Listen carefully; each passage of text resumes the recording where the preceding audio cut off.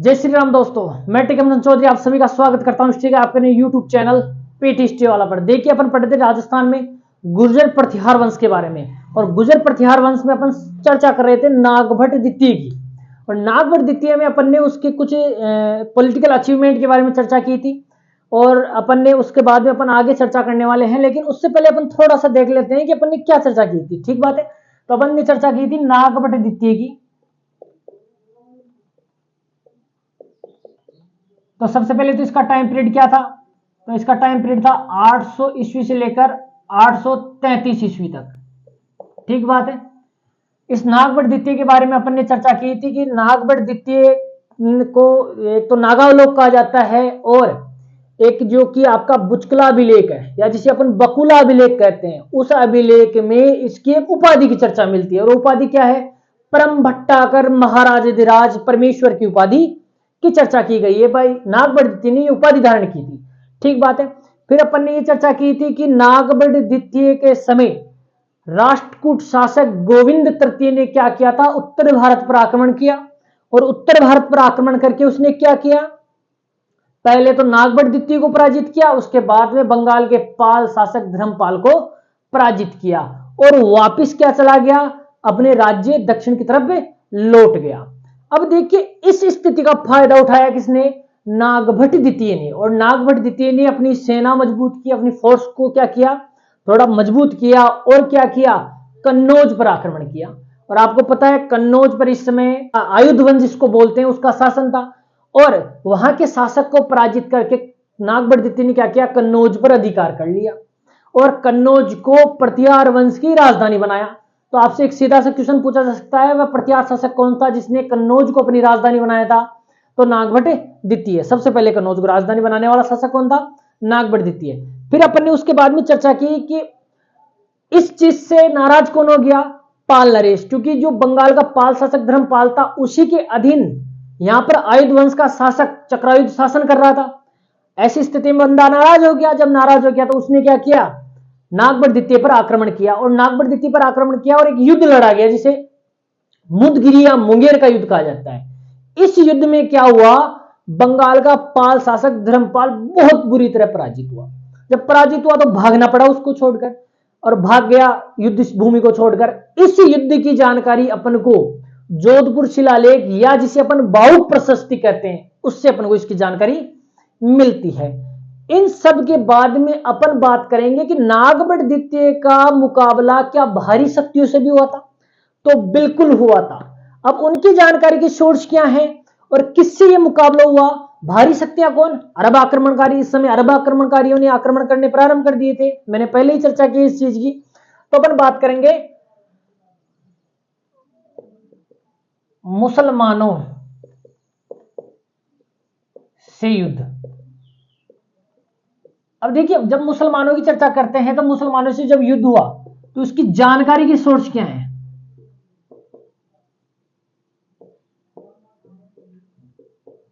तो बेटा जानकारी के दो महत्वपूर्ण स्रोत है, वो जरूर ध्यान रखिए। पहला स्रोत तो क्या है? तो एक प्रसिद्ध जैन विद्वान हुए राजशेखर सूरी। ये बेटा जी वो राजशेखर नहीं है जो कि आपके क्या नाम, महिपाल प्रथम के दरबार में हुआ करता था, या महेंद्र पाल प्रथम के दरबार में हुआ करता था। ये वो नहीं है, ये राजशेखर जैन विद्वान है। ठीक है। इसने एक ग्रंथ लिखा प्रबंध कोश। ठीक बात है। इस ग्रंथ से मुसलमानों से युद्ध की जानकारी मिलती है। ठीक है।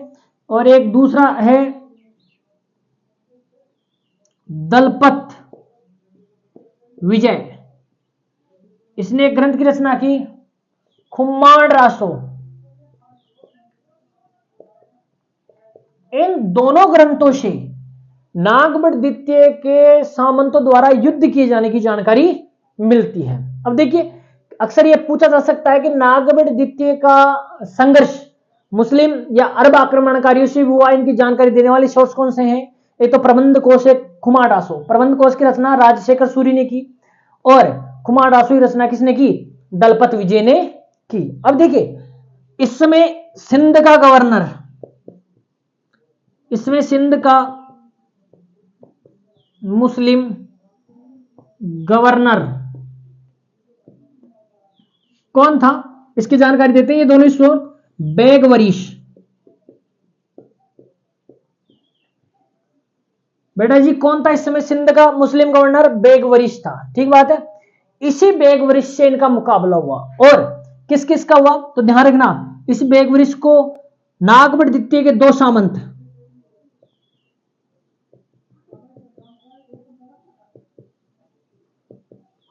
अब मैंने पहले बताया था नागभट्ट द्वितीय के सामंत कौन कौन है, तो नागभट्ट द्वितीय के दरबार में चौहान वंश के सामंत भी हुआ करते थे, गुहिल वंश के सामंत भी हुआ करते थे, राठौड़ भी हुआ करते थे, परमार भी हुआ करते थे। तो इन सामंतों में 2 चीजें ध्यान रखना, एक तो चौहान सामंत, चौहान सामंत कौन? गोविंदराज, या जिसको गुवक प्रथम कहते हैं। ठीक है, एक तो ये कहते हैं कि गोविंदराज या गुवक प्रथम ने क्या किया, सिंध के मुस्लिम गवर्नर बेगवरिश को बहुत बुरी तरह पराजित किया। और इसकी जानकारी कौन देता है? ये प्रबंध कोष देता है। किसकी? गोविंद गुवक प्रथम या गोविंदराज की। भाई इसने क्या किया, सिंध के मुस्लिम गवर्नर बेगवरिश को पराजित किया। दूसरा कौन सा सामंत है? तो वो है गुहिल सामंत। कौन? खुम्माण। गुहिल शासक कौन? खुम्माण। इस खुम्माण ने क्या किया, कहते हैं कि इसने भी मुसलमानों के विरुद्ध युद्ध में भाग लिया था। और ये दोनों किसके सामंत थे उस समय? नागभट्ट द्वितीय के सामंत हुआ करते। देखिए अब ये सामंत तो उसी के अधीन कार्य करने वाले हैं, तो उसकी अगर नागभट्ट द्वितीय के सैनिक अभियानों का इन्होंने नेतृत्व किया है तो इसका मतलब इन्होंने बेगवरिश को पराजित किया। और ये किसके शासनकाल में? नागभट्ट द्वितीय के शासनकाल में। ठीक बात है। तो कौन कौन सा सामंत है? एक तो चौहान शासक गोविंदराज या गुवक प्रथम, क्योंकि इसमें इनकी कोई स्वतंत्र सत्ता नहीं थी, ये नागभट्ट द्वितीय के सामंत थे। एक है गुहिल शासक खुम्माण, ठीक है, जिसे इसी के नाम पर यह खुम्माण रासो रचा गया है। ठीक बात है, जिसमें इसकी उपलब्धियों की जानकारी है। इससे पता चलता है कि इसने क्या किया, मुस्लिम आक्रमणकारियों का क्या किया था, मुकाबला किया, उनको पराजित किया। ठीक बात है। इसके साथ ही देखो नागभट्ट द्वितीय एक बहुत अच्छा साहित्यकार भी माना जाता है। कहते हैं कि इसने एक बलि प्रबंध नामक ग्रंथ की रचना की। तो किस ग्रंथ की रचना की बेटा जी? तो ये तो इसकी देखो पॉलिटिकल अचीवमेंट्स थी। ठीक है, क्या थी? पहले अपन ने देख लिया कि राष्ट्रकूटों से युद्ध हुआ। राष्ट्रकूटों से युद्ध के बाद में उसने क्या किया, कन्नौज पर अधिकार कर लिया। कन्नौज पर अधिकार करने के बाद में उसने बंगाल के पालने धर्मपाल को भी पराजित किया। फिर उसके बाद में कहते हैं कि मुसलमानों के गवर्नर बेगवरिश को भी उसने बहुत बुरी तरह पराजित किया, उसके सामंतों ने मिलकर। ठीक बात है। अब उसके कुछ सांस्कृतिक अचीवमेंट भी देख लेते हैं। ठीक है, तो सांस्कृतिक या कल्चरल अचीवमेंट में मैंने कहा कि इसने एक ग्रंथ की रचना की। तो इसने ग्रंथ किसने? बलि प्रबंध नामक ग्रंथ की रचना की। बलि प्रबंध किस ग्रंथ की रचना की? बलि प्रबंध नामक ग्रंथ की रचना की। आपसे एक क्वेश्चन पूछा जा सकता है कि किस प्रत्याश शासक ने बलि प्रबंध नामक ग्रंथ की रचना की थी? तो नागभट्ट द्वितीय ने। ऐसे पूछा जा सकता है नागभट्ट द्वितीय द्वारा रचित ग्रंथ कौन सा है? तो ये तुमको साथ साथ दे दे, प्रबंध कोश, कुमार रासो, बलि प्रबंध। ठीक बात है, तो बलि प्रबंध रचना है। राजशेखर सूर्य की प्रबंध कोश है, दलपत विजय की कुमार रासो। ठीक बात है। साथ ही ये पता चलता है कि चंद्रप्रभ सूर्य के ग्रंथ से, जिसका नाम है प्रभावक चरित्र, चंद्रप्रभ सूर्य ने एक ग्रंथ लिखा था। चंद्रप्रभ सूर्य, चंद्रप्रभ सूर्य ने एक ग्रंथ लिखा था प्रभावक चरित्र।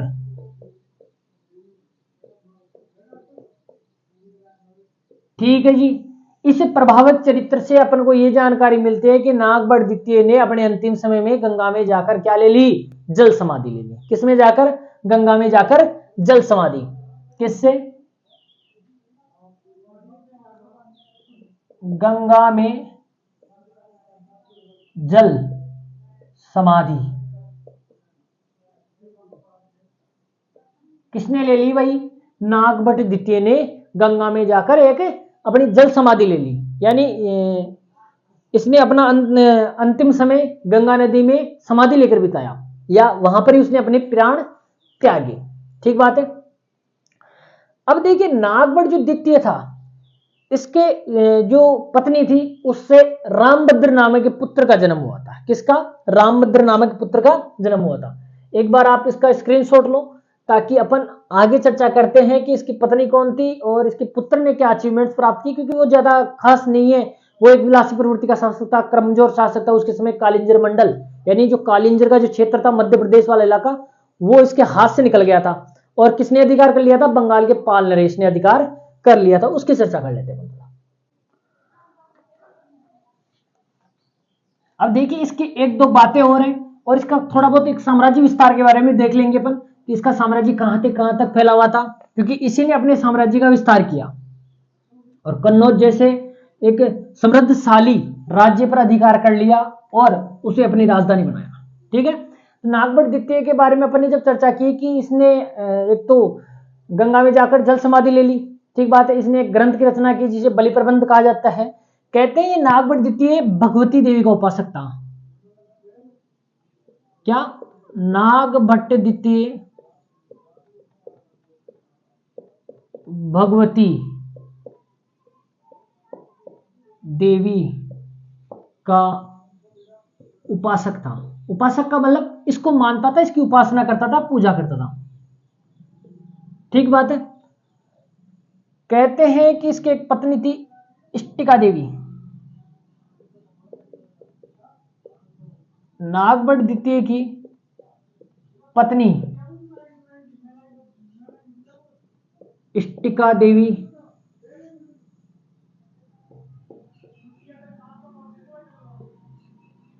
देवी से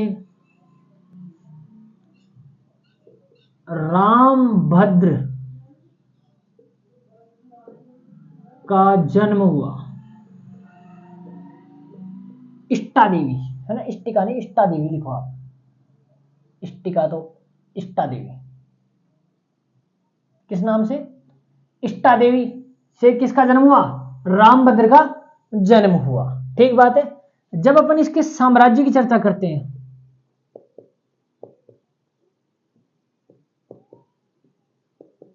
तो इसका साम्राज्य विस्तार कहां से कहां तक फैला हुआ था? तो ध्यान रखना, इसका साम्राज्य उत्तर में कहां से? हिमालय के तराई से लेकर दक्षिण में कहां तक? नर्मदा तक। ठीक बात है। कहां तक?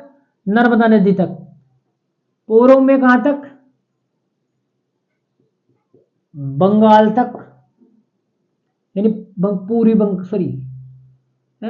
की जो वहां पर, तो बंगाल में तो जैसे पाल वंश का शासन था, लेकिन बंगाल की जो पाल वंश का शासक था उसकी पश्चिमी सीमा तक इसका राज्य फैला हुआ था, तो मैं कह सकता हूं बंगाल।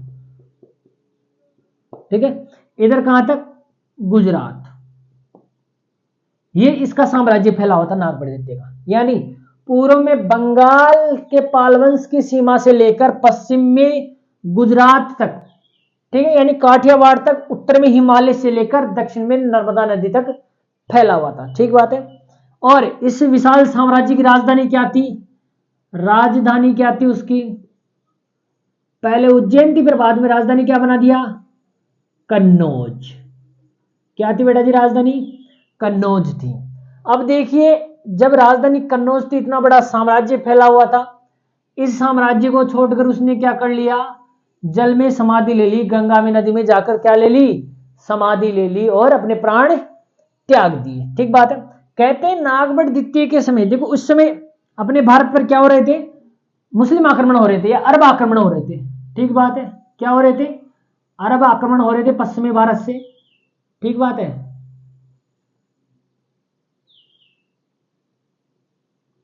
जब आक्रमण हो रहे थे तो गुजरात में पता है सबको कौन सा मंदिर यहां पर? सोमनाथ। और सोमनाथ मंदिर तो इतिहास में बहुत फेमस रहा है, बहुत चर्चित रहा है। क्यों रहा है? तो कहते हैं कि इसमें बहुत खजाना था या इसमें बहुत ज्यादा सोने का संग्रहण किया हुआ था। तो जब भी मुस्लिम आक्रमण होते तो इस रेतीले मरुस्थल से होता, इस साइड से होते, क्योंकि इस साइड से तो हो नहीं सकते।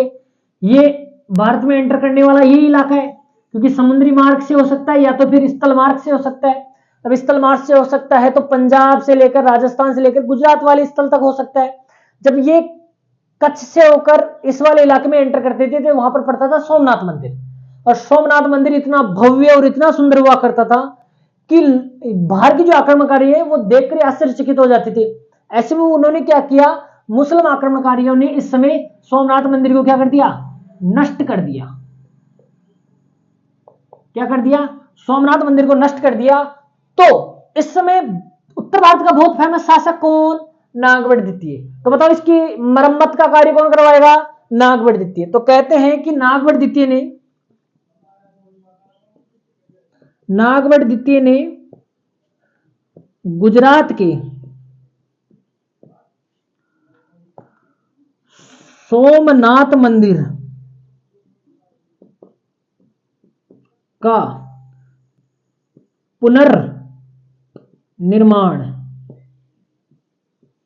करवाया। ठीक बात है, क्यों करवाया, क्योंकि मुस्लिम आक्रमणकारियों या अरब आक्रमणकारी, ऐसे लिखो आप, अरब, क्योंकि इस समय अरब आक्रमण हो रहे थे। अरब आक्रमणकारियों ने इस मंदिर को क्या कर दिया, तोड़ दिया, नष्ट कर दिया था। ठीक बात है, क्योंकि इनका काम ही क्या था भाई, मंदिरों को तोड़ना। जितने भी आक्रमण हुए, फॉर एग्जांपल आप मोहम्मद गजनवी की चर्चा करेंगे तो मोहम्मद गजनवी ने क्या किया, उत्तर भारत के अधिकांश मंदिरों को तोड़ डाला, क्योंकि उसको एक उपाधि दी जाती है बुद्ध सिकंद, यानी मूर्तियों को तोड़ने वाला। ठीक बात है, तो इसने क्या किया, अरब आक्रमणकारियों ने सोमनाथ मंदिर को नष्ट कर दिया। और अपन जैसे गजनी में उस समय की चर्चा करेंगे, लगभग जो अपन उसका 16वां आक्रमण था मोहम्मद गजनवी का। ठीक बात है, उस 16वें आक्रमण में उसने क्या किया था, सोमनाथ मंदिर को लूटा था। वो आपके मध्यकालीन इतिहास की चर्चा है, वो अलग से है, ये इसमें नहीं है। लेकिन उसने भी क्या किया, मथुरा, द्वारका, इसके अलावा आपका वृंदावन, इन सबको नष्ट करता हुआ चला गया था मंदिरों को। और कहां तक चला गया था, गंगा नदी के तट तक पहुंच गया था। लेकिन कहते हैं इस समय उनका काम केवल लूटपाट करना था, मंदिरों को तोड़ना था। इनका कोई स्थायी शासन करने का उद्देश्य नहीं था, केवल लूटपाट, क्योंकि भिखारी थे पूरे पूरे, भिकमंगे थे। उससे क्या क्या था, क्या ही नहीं था, इनको देखने को नहीं मिलता था। ये इधर आकर बस इधर लूटपाट करते थे, क्योंकि भारत उस समय बहुत समृद्ध देश हुआ करता था। इकोनॉमिक तरीके से या कल्चरल तरीके से देख लो या सभ्यता की तरफ से देख लो, भारत एक मजबूत देश हुआ करता था। बस दिक्कत यही रही है कि भारत ने कभी एकजुटता नहीं दिखाई। अगर भारत के शासक एकजुट होकर इन बाहरी आक्रमणकारियों का हमला रोक पाते तो हो सकता है कि भारत इन गुलामी की जंजीरों में कभी नहीं जकड़ता। क्योंकि जब मुसलमानों ने यहां पर अधिकार कर लिया तो इतने कमजोर शासक रहे कि इन्होंने क्या कर दिया, भारत का पूरा भारत को पट्टाशेप कर दिया, उसको क्या कर दिया, कमजोर कर दिया। तो ऐसे में क्या हुआ, कमजोरी का कारण देख बाहर भी नहीं हो सकता, कमजोरी का कारण घर का होता है। कहते हैं घर का भेदी लंका ढाई, तो यही वो कारण है। ठीक बात है, तो सोमनाथ मंदिर को इसने क्या किया, पुनर्निर्मित करवाया या इसकी मरम्मत करवाई, है ना, रिकंस्ट्रक्शन करवाया इसका। ठीक है, अब देखो रामभद्र था। अब रामभद्र बहुत कमजोर शासक हुआ था। एक बार इसका स्क्रीनशॉट लो ताकि यहाँ पर रामभद्र की अलग से चर्चा करें। केवल 3 ही वर्ष का शासन काल रहा है उसका, 833 लेकर 836 तक। 2-3 मोटी मोटी बात है। फिर उस कहते हैं कि रामभद्र की एक पत्नी थी अप्पा देवी। अप्पा देवी से एक बहुत ही प्रसिद्ध और प्रथियार वंश का सबसे महान शासक मिहिर भोज का जन्म हुआ, उसकी चर्चा करेंगे। ये तो आपका नागवट द्वितीय। ठीक है, ध्यान रखना कि अरब आक्रमणकारियों ने इसके समय में सोमनाथ मंदिर को तोड़ दिया था, तो इसने सोमनाथ मंदिर की क्या करी, मरम्मत करवाई। इसका राज्य कितना बड़ा फैला हुआ था, इसकी राजधानी कन्नौज थी। ठीक बात है, अब अपन चर्चा करेंगे नागवट द्वितीय की पत्नी इष्टा देवी से उत्पन्न हुए पुत्र रामभद्र की। कहते हैं कि कोई बढ़िया शासक या मजबूत शासक आने के बाद में एक कमजोर आता ही आता है। ठीक है, तो किसकी चर्चा करेंगे, रामभद्र। रामभद्र का टाइम पीरियड तो 833 से लेकर 836। अब 3 साल का ही शासन किया इसने और ये सल्ट गया।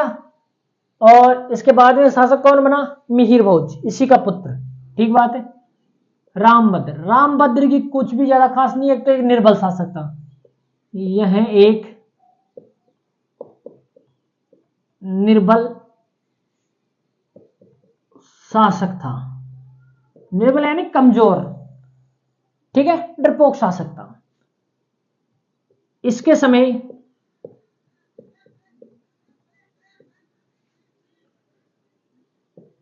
कालिंजर मंडल। कालिंजर मंडल का ये कालिंजर जो मध्य प्रदेश का इलाका है ना, वो वाला क्षेत्र किसके अधिकार में चल गया, वो इसके हाथ से निकल गया। ठीक है, कालिंजर मंडल इसके समय, कालिंजर मंडल इसके हाथ से निकल गया, यानी इसका अधिकार इससे क्या हो गया, इस पर अधिकार इसका नहीं रहा, दूसरे ने अधिकार कर लिया, पाल बंगाल के शासकों ने इस पर क्या कर लिया, अधिकार कर लिया, हाथ से निकल गया। और इसके अलावा क्या हुआ, कालिंजर मंडल तो गया ही गया, ठीक बात है, ये इतना कमजोर था कि ये इसके समय बंगाल के पाल शासक ने अपने राज्य का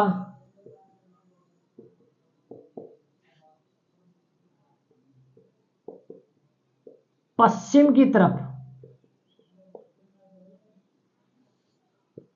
विस्तार किया। अब पश्चिम की तरफ विस्तार किया मतलब, यानी ये भारत है आपका,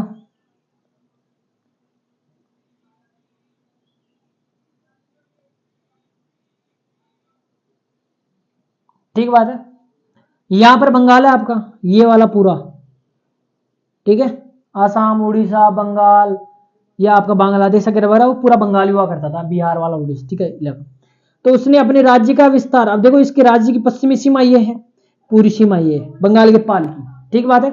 इसने अपने राज्य की सीमा इस ओर प्रसारित की, क्योंकि इस समय यहां पर कौन शासन कर रहा है, पाल नरेश, कौन, सॉरी, हाँ, रामभद्र, ठीक है। तो इसने क्या किया, इस साइड में विस्तार किया, विस्तार किया तो इसके ये वाले क्षेत्र है ना, जैसे मैंने बोला कालिंजर मंडल निकल गया, इसके अलावा और भी प्रतिहार वंश के पूरे इलाके क्या गए, बंगाल के पालों के अधीन चले गए, ठीक बात है। तो ये चीज ध्यान रखना कि बंगाल के पाल शासक ने क्या किया, अपने राज्य का पश्चिम की ओर तरफ विस्तार किया, ठीक है, जिससे क्या हुआ कि प्रतिहार वंश, प्रतिहार शासन या प्रतिहार साम्राज्य के पूर्वी से पालों के अधीन चले गए।